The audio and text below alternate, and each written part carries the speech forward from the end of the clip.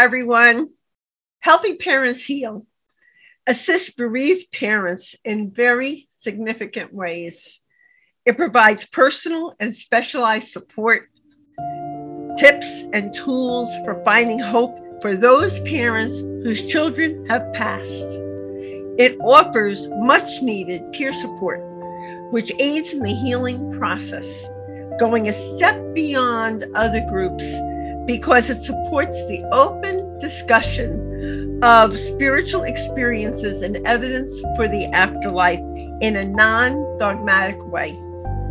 Everyone is welcome, regardless of religious or non-religious background, allowing for open dialogues for those who wish to share their personal afterlife communications. I'm truly both delighted and honored to have been asked to introduce some of the enlightened presenters who are at this conference. These insights provide uplifting interviews comprising a special new series on Grief and Rebirth podcast that will illumine the wondrous healing work of helping parents heal. The organization's sole mission is to help other parents who have also lost their precious children, ensuring them that they need not walk alone through their profound grief. Thank you. Our next interview in this series is with Andrea Courey, a Master of Education who is an award-winning entrepreneur, an author, a speaker, and a sound healing meditation guide. In 1997, Andrea founded Grandma Emily's Granola in Montreal, Quebec, and starting from her home kitchen, she grew her company and its product line to include granola cereals, bars, snacks, and gifts. A single mother with 3 children, little money, and no child support, Andrea's business plan was one line: don't give up. 18 years later, with sales from coast to coast, the company was sold. Andrea imagined lazy days of retirement ahead, filled with nothing but time, but a larger role awaited, that of caregiver to her daughter, Chloe, who was ill with cancer. After a difficult year, Chloe passed in 2016. She was 28 years old. About 6 weeks after Chloe's death, Andrea sat down to write her a letter, the kind of letter a mother writes to help express her grief. Fully expecting to burn the letter upon completion, her world changed when Chloe answered back. There began a 5-month-long conversation touching on everything from what Chloe was experiencing out of body to 12 steps to bridging across the veil. The result was Andrea's first book, Conversations with Chloe, a mother and daughter dialogue across the veil. Wanting to understand more about how grieving mothers handle this huge loss, Andrea joined Helping Parents Heal. From those conversations came her second book, the book she wished she could have read when Chloe passed, titled Magical Thinking, Not. I'm looking forward to talking with Andrea about her near-death experience, her automatic writing, her 2 wise and wonderful books, and I can truly say from my heart that they are, the ways her group sound sessions help people to heal, and more, for what is going to be a fascinating, warm, and uplifting interview. Hi, Andrea. Hi. It's such a pleasure and so wonderful to welcome you to Grief Thank and you. Podcast. Thank you for that introduction. My pleasure. Wow. My pleasure. Your connection to spirit was kindled by a near-death experience more than 30 years ago. Mm-hmm. Please describe it to us and tell us how it changed your beliefs and augmented your abilities to connect with and hear the spirit world, which is so amazing. Oh, there's no question. How did this happen for you? A near-death experience, it's interesting because it's something that fundamentally shifted my whole life as soon as it happened, yet I didn't share it or talk about it for 25 years. It was so precious to me that I didn't need to share it and have anybody else question the validity. But yet it changed everything. So in a nutshell, very quickly, I woke up one morning, and just as I was waking up, I had a vision. And it wasn't a dream, because I could remember every detail of this vision. I didn't have any trouble remembering it. And I saw an accident. I saw my husband and I walking down a snowy sidewalk. I saw a car. I even saw the color and the make of the car come from behind, hit us. I heard my husband speak and scream, and then it was over. The kind of screen went blank, and I got up and I had my whole day. And that night at 10:10, we were coming out of a reception. The timing of it was incredible. Amazing. So anyhow, down the steps we went, down this very snowy sidewalk. I live in Montreal, big snowstorm. It was December, and it's exactly what happened. So as I was hit from behind, I never saw the car, but I knew that I had been prepared for it. So I was like, Andrea, just let go. Don't worry. I even heard my husband scream the exact words I had heard that morning. So it was like, time is really elastic. You know, there really is no such thing as time. And what happened with your husband? Well, it was interesting because he went over the car, smashed the windshield, and went into a snowbank. I was hit. I went the other way, 35 feet down the road. It was a very large boulevard, but luckily no other car hit me. And I stopped in the middle of the road, and I came out of my body. And all of a sudden, I was about 9 feet above, looking at this scene, and there was a party going on. So I looked back at the house, and I saw all these people coming out of the party, and there was panic. It was pandemonium, and all the women, of course, in their nice Christmas wear and all this. Them all coming. I'm watching them coming out to help us, and I'm trying to tell them, put a coat on, put a coat on. What are you doing? You know, but nobody hears me. And I look at this body on the ground, and I recognize the coat. I said, wait a minute. That's my red coat. You're seeing yourself. I'm seeing myself. And I said, but wait, I'm here. And I was completely and fully, my consciousness, 9 feet above my body. I know. And then the scene didn't matter. Nothing mattered. And I just felt myself enveloped in this magnificent cocoon of peace, really. Nothing hurt. I had no pain at all. And I just moved away from the scene, and the scene didn't matter to me anymore. You were ready to go home? Well, I was ready to do something, but I was asked, because at one point, I ended up somewhere, and there was this magnificent figure in front of me, and I would say it was maybe, I don't know, 10 feet high. It's hard to describe because I didn't see a face, but I could feel this incredible presence, and then they spoke to me. And the first thing he said was, Andrea. And I was like, do you know my name? I was amazed, you know. How could you know little old me? He says, do you want to stay or do you want to go? And I had 3 little children. My children were 1, 3, and 5. I said, I must go back. So then he asked me again. He says, Andrea, do you want to stay or do you want to go? And I said, I got to go. And at that moment, I was thrown into, I'm making this really short for the purposes of this, but the point is that it's all so blows your mind completely that it changes you forever.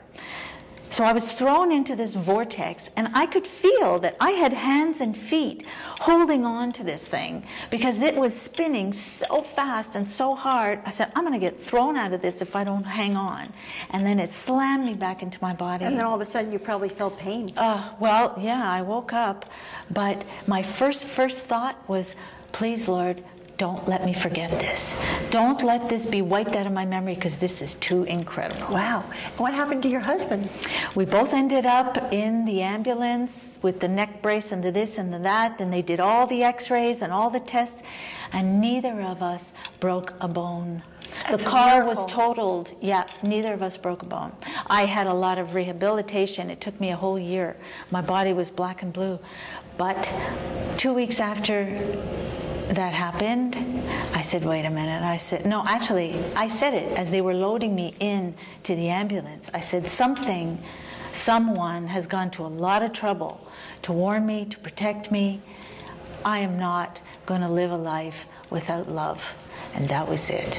Wow. And I knew so right that was then. sort of the message, Oh, yeah. in a way that you... And of course, you know, I've heard since then from my other children, Mom, why did you have to get the crap knocked out of you for you to know that it wasn't, you know, the way you should go? And of course, you know, it's not that simple. When you're a mother and you have children and obligations and you think, well, it's till death do us part. And then I said, wait a minute. I did die. This is a new me. This is a new life. What kind of rebirth? Exactly, exactly. And so I asked him to leave 2 weeks later, and he did. He did, yeah. Wow. But it didn't mean that it was an easy road. It was a very tough road, yes. But that's when the really amazing things began to happen. Like such as? Such as my grandmother came to me, just her voice in my head. She had passed, and she said, go get my books. I'm like, what books are you talking about? And she explained to me exactly where her books were, where they were, in whose basement, and that I should get them and I should read them. So I found these books. I started reading them. What were they were about? called the Masters of the Far East.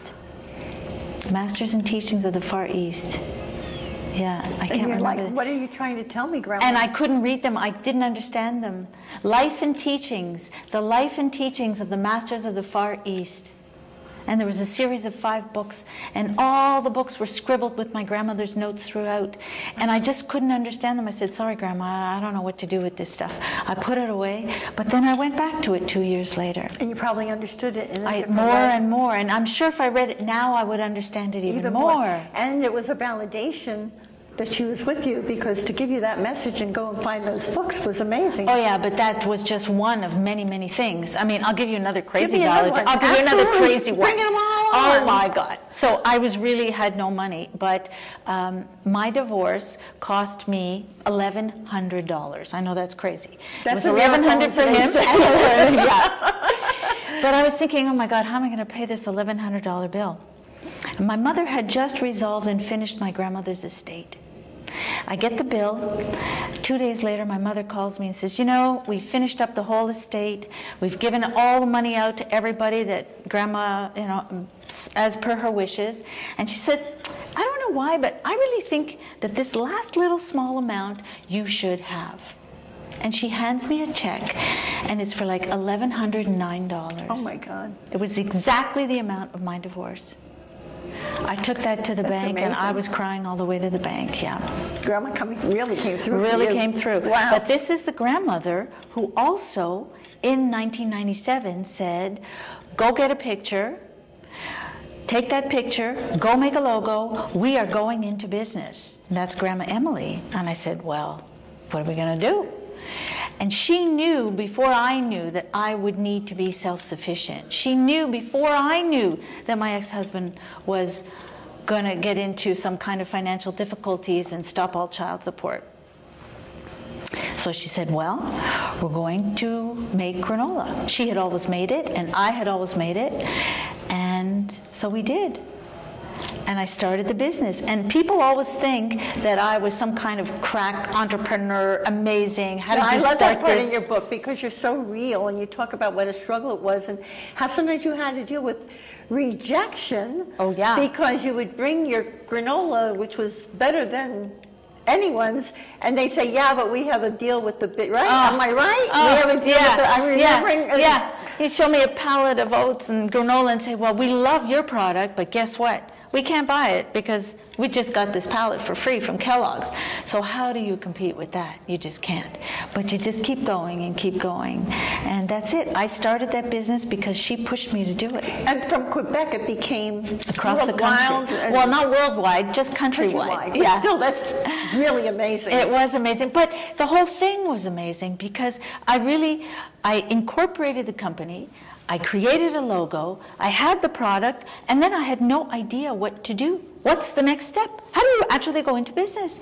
And I go to the vet with my cat, and I see a woman there who looks at me, and we did yoga together. And she said, I'm putting on an event at the Queen Elizabeth Hotel, which is the largest hotel in Montreal with 1,100 rooms.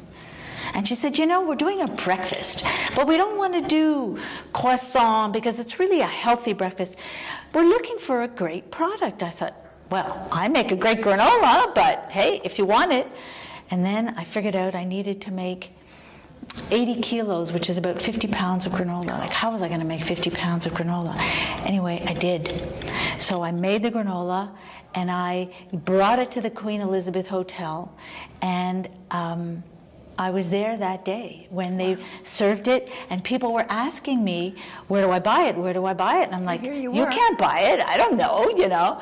And that's when the light bulb went off in my head. I'm like, okay, Grandma, I get it. Thanks, Grandma. I see. This was the next step. So then it took me 2 weeks. I screwed up the courage, and I called the chef. I called the executive chef of the biggest hotel in Montreal. It took me a while to get him on the phone. And he said to me, Andrea, I hated it. Come and see me tomorrow morning at 6.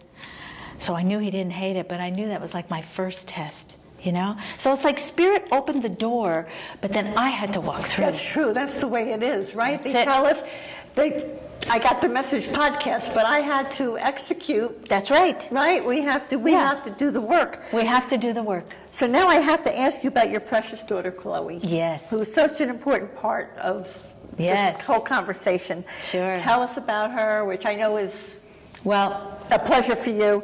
And why do you call the year she died both difficult and blessed? well, I had finally sold my business. Imagine, I worked day and night. Like, I used to sleep so little. And then in 2015, I sell my company. Hallelujah.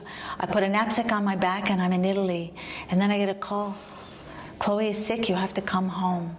But I had sold the business, so I had time. So that was the blessing. In a way, divine timing, even That though... was the blessing. The blessing was I could take care of her. And so we went up north, and I was with her for the last year of her life. And her brother had been away at school, and he said, Mom, I can't study geology when, you know, you're with Chloe. So he came back too. And we had a difficult year because, you know, it's tough. Oh my God. She was dying, and she was doing chemo. And, oh my God. There were so many things about it that were so hard. And but there were things about it that were blessed, you know. Like I said to her one day, like, what would you like to do today, when she was still mobile? She said, Mom, I want to have a normal day. And that hit me. She wanted to have a normal day. I said, okay, what's a normal day? She said, I want to get dressed, I want to put on makeup, and I want to go to the mall. Oh. And that was no small thing, you know, the wheelchair in the mall and the parking, but we did it. So that's why it was a blessed year. That's fabulous. And she also got to connect more with her brother. That's right. Who came in, which I would think that would be a tremendous blessing, and probably gave him a lot of closure when that time came. Yes, exactly. That's exactly right. Yeah. It's, you know, so you tell us about how this amazing, and I read the book and I loved your book, and tell us, and it's so wise, and I really recommend it to people. How did your 5-month-long conversation with Chloe? I mean, tell us first of all how automatic writing came to you, and then you did automatic writing. You have this 5-month-long conversation with Chloe, and then becomes your first book with all this wisdom that she channeled to us. Yeah. Could you That's tell crazy. us about that? I mean, it's amazing. When you look back and you connect the dots, you realize the whole thing actually makes incredible sense. I was off to work one morning. It was 2010, and a voice in my head said, do not go to work. Close that door, come back, sit down, and start writing. I was like, whoa, okay. I never missed work. Like, I never missed work. Well, you've been working hard your whole life. That was your whole... That was my whole thing, was to provide for these children.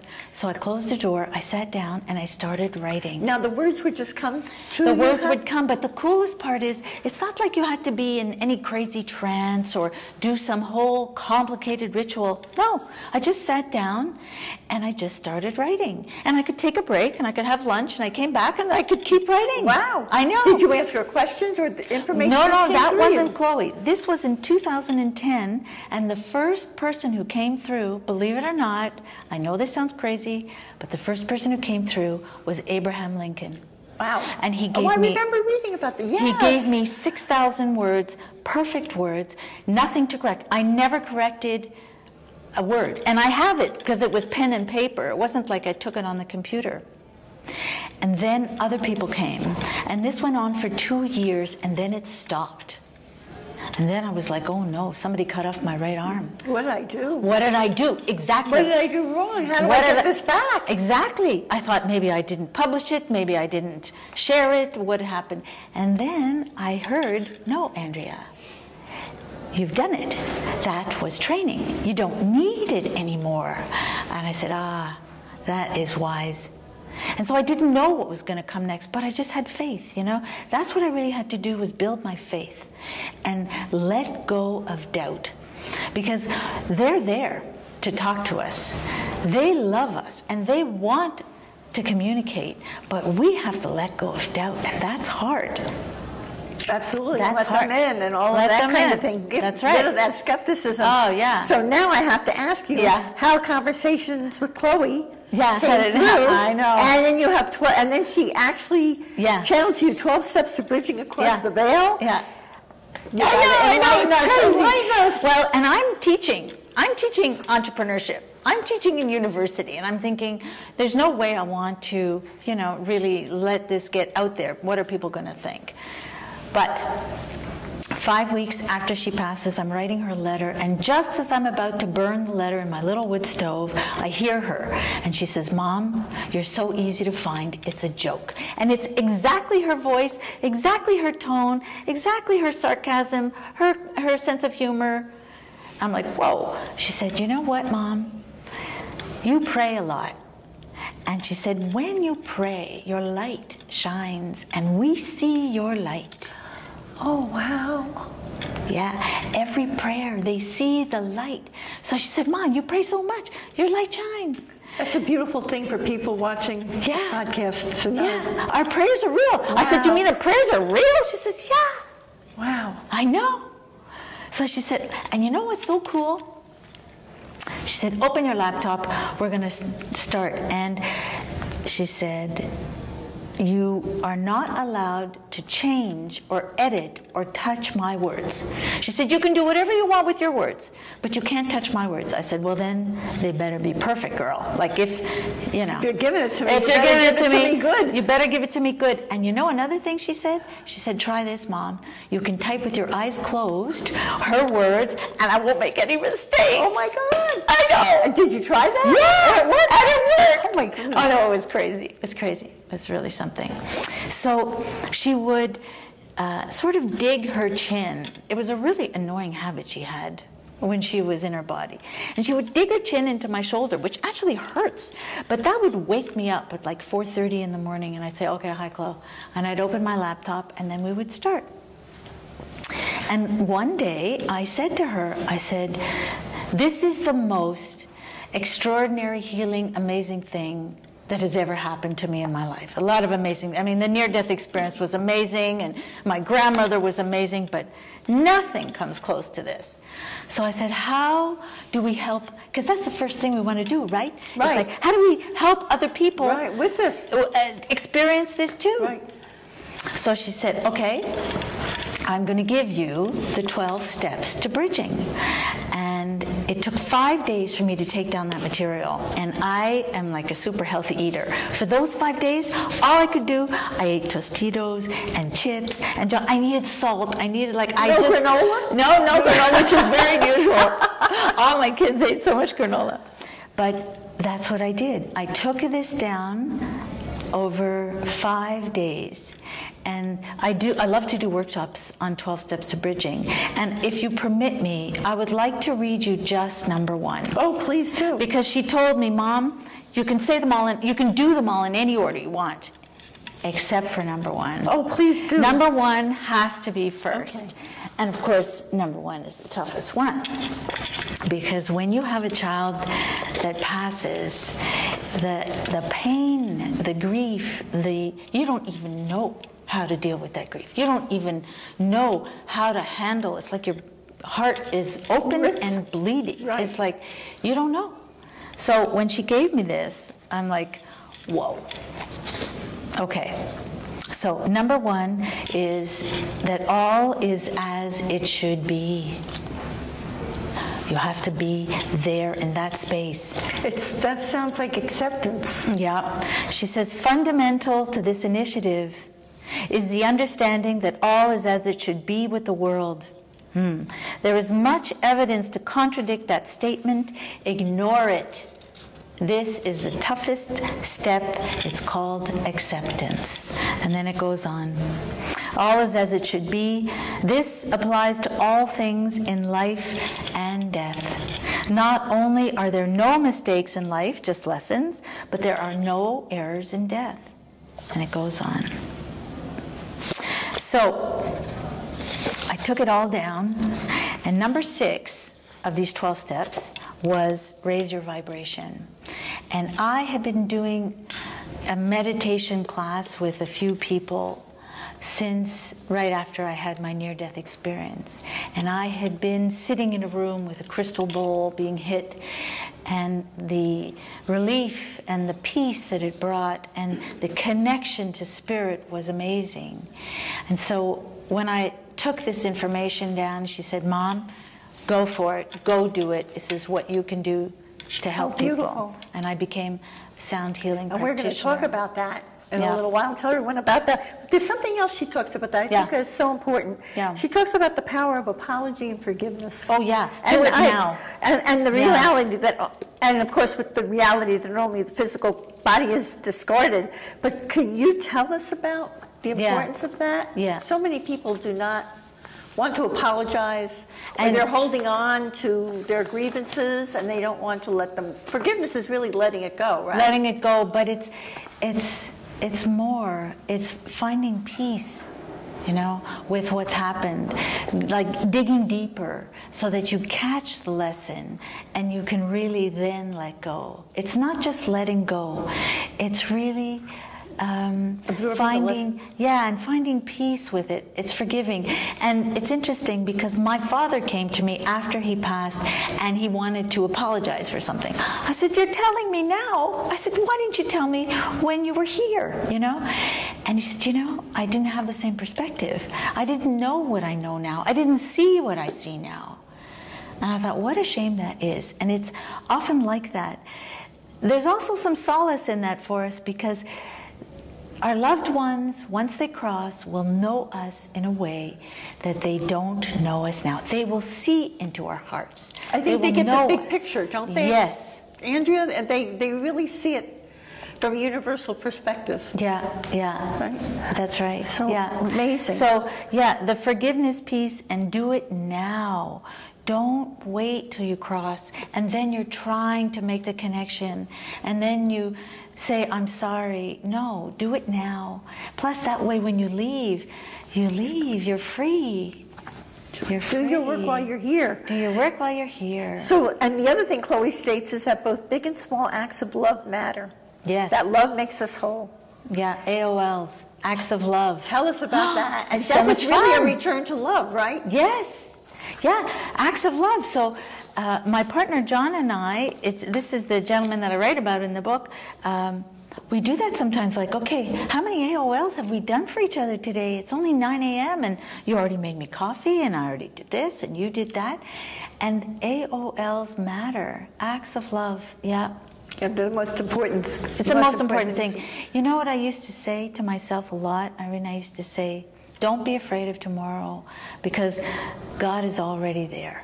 It's like, you know, and God is love. So don't be afraid. Don't be afraid. It's letting go that fear and just, it's a journey though. It is a journey. It's a journey. It doesn't happen overnight. You have to be conscious. It's about becoming conscious. Yeah, every day. Aware. It's like a muscle you develop every day. Yeah. So tell me about, now we're getting to the sound healing. Yeah. Your presentation to helping parents heal is titled Wellness Through Sound Meditation. How is Chloe we learned how Chloe was your catalyst to share sound healing with others. Yeah. And tell us what happens during a sound healing meditation event. And how are they each the same yet slightly unique? Well, you know, sometimes people ask me, why don't you record them? Why don't you record them? Now, the ones that I do for Helping Parents Heal, we do every month on Zoom, and they do record them. And each session is the same in that it's very casual, everybody's very relaxed, and I guide them with the different instruments. Now, what kinds of instruments do you use? Well, I use crystal. So I use quartz crystal, which are the bowls. I use metal, also Tibetan bowls, and I use drums. And sometimes, have you been guided to what you're supposed to use? Totally, totally. Sometimes I do something called, and I didn't even know it had a name. I've been doing it so long, and then I heard that it has a name, and it's called light language. And light language is the coolest thing. That's when you really trust and you really let yourself go and you really let spirit come through you and sing. And sometimes it's so loud and powerful, it even like scares me. But I do it with a drum, and sometimes I do it with rattles, and sometimes with chimes. And you're being told all the time what to do and where to go with this. Yes, yes. And when I do live sessions, I can often sort of feel who needs what in the room. And it can be very harmonious, very peaceful, but then I feel, oh, somebody's energy is really, really stuck. And you know how you can tell sometimes? People start going, they start rubbing a joint, and maybe there's an ache, and that's when I'll bring out a percussion that maybe doesn't have that gentle, harmonious sound, but oh boy, does that move the energy, you know? Wow. And they'll tell me afterwards, that exact moment when you did those rattles, oh, it just went pow, and everything began to flow. That's amazing. Yeah, so that's why each session is the same, but it's different because you're really feeling the needs of the people who are with you. Yeah. And sound healing, you say, help people to access deep peace, increase their well-being, and raise their vibration. So do people who have sound healing actually access their loved ones in spirit? Are they able to have this miracle happen and they get messages too? It's not a miracle. too? Yes. It's not a miracle. Well, for them, it's probably a miracle. Yeah, no, it's not a miracle. It's the fact that we are raising our vibration and they are coming down just ever so slightly, and then, yes, we get together. It's amazing. It's happened to me. When it happens to somebody, you never forget it. It's extraordinary. Wow, that is fabulous. It really is something. Yeah. I used to think, who am I that I could try to guide people to have these incredible encounters with their loved ones? But it was happening. And even on Zoom. And even with somebody maybe who was in England and I was in Canada. It didn't matter. They get here, they actually feel, and they get that heart activation that opens up, and they see their loved ones. Sometimes they might see their parents, like in their, an address their mother always wore, and they might speak to them, they might hug them, they might smile at them. It could be, I've had all kinds of things happen. Wow, that's so amazing. Yeah. So now tell us about all your workshops, because you offer several workshops, don't you? I do. Everything I do, I never charge, believe it or not. There's no charge ever for anything related to sound.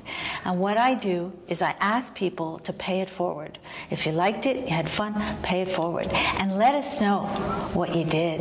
Let us know who you helped or how you channeled, that experience into helping somebody else. That's so generous. It's and really, gracious, but it's so wonderful. fun. It feels like it's the right thing to do. So yes, I love to do the 12 steps to bridging. That's really fun. Tell us about that. Yeah, so we get together and we go through them, and people spend time on each step. And sometimes we might do some psychometry too, which can be fun depending on who's in the room. And different psychometry is the physical. Psychometry is let's say, without looking, everybody puts a piece of something that they own, a piece of jewelry in a basket. Then you'll pick out a piece of jewelry and sort of talk about the person. And so it's just to help to raise everybody's sensitivities. And I can do other exercises where we just fool around, because people don't really think they can do it, but they can. So if they let go of the doubt, they let go of the worry, they let go of the stress, and just kind of have fun. It's like, okay, so tell me who's in the room with you, and tell me what they're saying, and what do they look like, and and they're reading somebody else, and it ends up they're right on, because they're not thinking, they're not caring, they're not trying to prove anything. How enlightening for them. It's really amazing. How amazing for them. And tell us about your Life After Life workshop. Yes, well, that's more like it's more like a lecture that it has bits of sound. So I always will bring my sound things to the lecture. And after about 20 minutes of speaking, it's like, okay, you've had enough listening to me. Now you just get to experience. And so then I'll bring in sound, and then I'll go back and I'll talk about some of the material in this book, and then I'll bring in sound. And we do it that way. Oh, wonderful. I mean, to me, it's just so blessed that you're channeling all of this and it's coming through you like this, so much healing. And I know that you recruited parents from Helping Parents Heal to share their stories of resilience, love, and signs of life after life. They contributed to your second book, yes, Magical Thinking Not. Yes. So how about sharing some heartening stories? Oh, I'll share one. How I got the title. And yeah, we were sitting around. Sure, thanks. We were sitting around a dining room table on a Sunday, all these Helping Parents Heal moms, and their stories were riveting. And I said, ladies, do you mind? I'm going to push record on my phone, and we'll just see what happens. And it was really extraordinary, the signs that they received from their children, and the healing journeys, the grief and the healing journeys. So one of the mothers, she lost her 3 children in a car accident. And her eldest's name is Andrea. So when we met, there was an instant connection between the two of us. And she showed me something. 2 years after the accident, there was a report that she had to do. She had to go visit a psychiatrist. And so for the insurance company, in this report, it says, Mrs. J seems to be relatively fine, but yet she's insisting that her children are around her and that she's in fact being guided by them. And notwithstanding this magical thinking, we think that she will, somehow make it through. It's not magical thinking. It's a fact. It's a fact. And that's why I call the book Magical Thinking, Not. It's a fact. They are alive, and her children have communicated with me many times for their mom. And it's happened to me also. It happened to me back, the first time it ever happened to me, way before Chloe passed, was in 2006. And I was brushing my teeth. Often you get communication from spirit when you are out of your mind. If you iron, which nobody does anymore, but brush your teeth, vacuum, it's a great time. It's actually, for me, when I got the first message that Saul had to go, I was washing dishes. Exactly. Oh, that's one of the best spots. When you have your hands in dishwash, oh, yeah. That's true. It's a fantastic time. Right through. Yes. I was like, what am I thinking? No, that's right. So I had this young man came through, and he said, tell them I'm fat and happy. Tell them I'm fat and happy. And my first clue was that it wasn't me, it was he just kept repeating that phrase, tell them I'm fat and happy. So I put down my toothbrush and I said, who is this? And he told me his name, and I went, oh, he had passed 2 weeks previously. So he said, would you do me a favor? Take a letter and give it to my mother. Oh boy. I said, okay. Wow. I did. 5-page letter, and then what do? How do I call his mother and tell him? Did you know her? I knew her from a distance, yes, but I didn't know her. Hello, I have something. Yeah. But one of the neatest things was he told me and showed me that he sort of showed me a movie that he was mowing a lawn, and he mowed the word fat into the grass. So when I said this to his mother, she said, oh, that's weird. She said, it's true. He always felt he was too skinny and wanted to be bigger.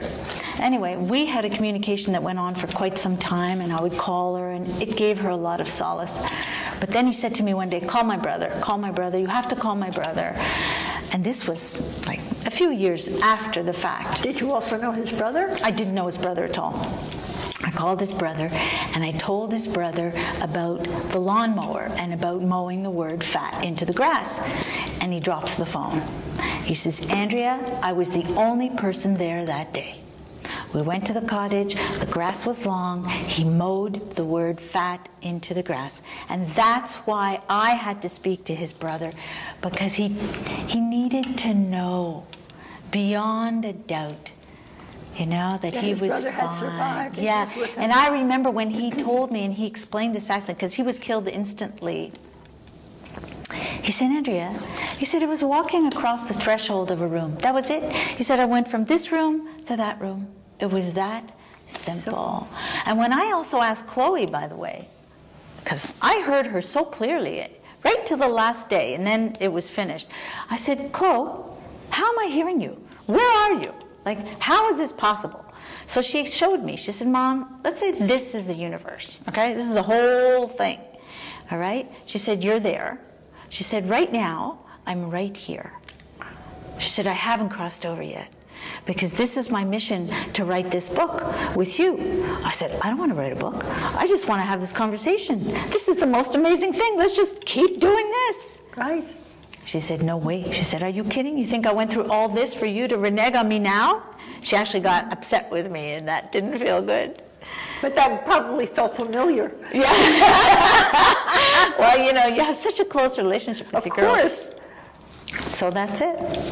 Wow. Yeah. Now tell everybody Yeah. on the Grief and Rebirth, all the Grief and Rebirth podcast audience, how do they get a hold of Andrea Courey, and how do they avail themselves of all of your services and what you do? Every week we do a sound session. We do a live session. I know it's a weird time, but it's because I have lots of people who come from all over.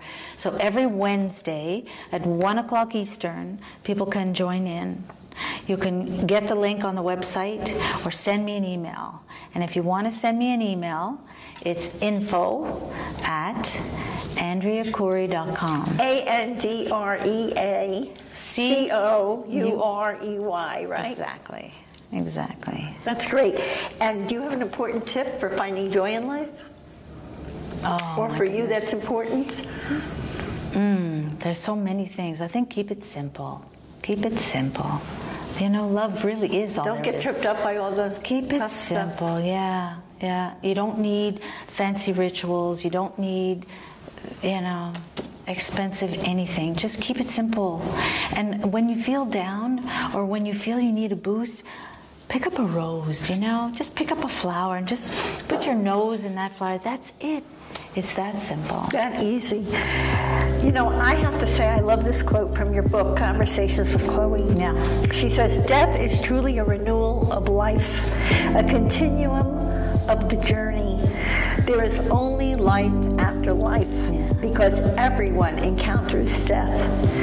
So I want to thank you, Andrea, from my heart for all you do to help people access peace, increase their well-being, and connect with their loved ones in spirit through sound healing, for your wise and wonderful books, and for this very high vibration interview today. Thank you.